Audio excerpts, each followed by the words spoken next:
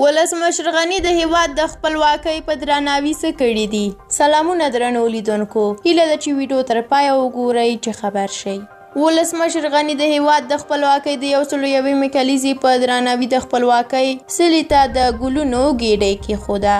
د افغانستان د اسلامي جمهوریت جمهور رئیس محمد اشرف غني نن سهار د هیواد د خپلواکۍ د 101مې کلیزې په درناوي ملي دفاع وزارت کې د استقلال څلي ته د ګلونو ګېډۍ کېښوده. ولسمشر غني چې د ملي دفاع وزارت سرپرست اسدالله خالد او د وسلوال پوځ لوی درستیز ستر جنرال یاسین زیا یې ملتیا کوله او د بانډو ټیم ملي سرود غږاوه. د هیواد د خپلواکۍ د معرکې کې د اتلانو، شهیدانو او غازیانو په ځانګړي ډول د خپلواکۍ د ګټونکي غازي امان الله خان په درناوي د خپلواکۍ څلي ته د ګلونو ګېډۍ کېښوده.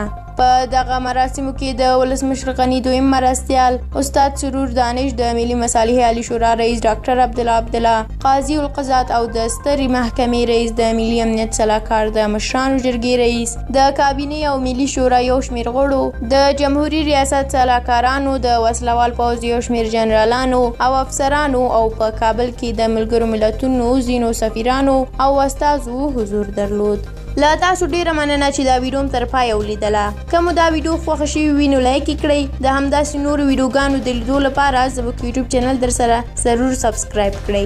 تر بیا او بلې ویډیو، الله مو مل شه.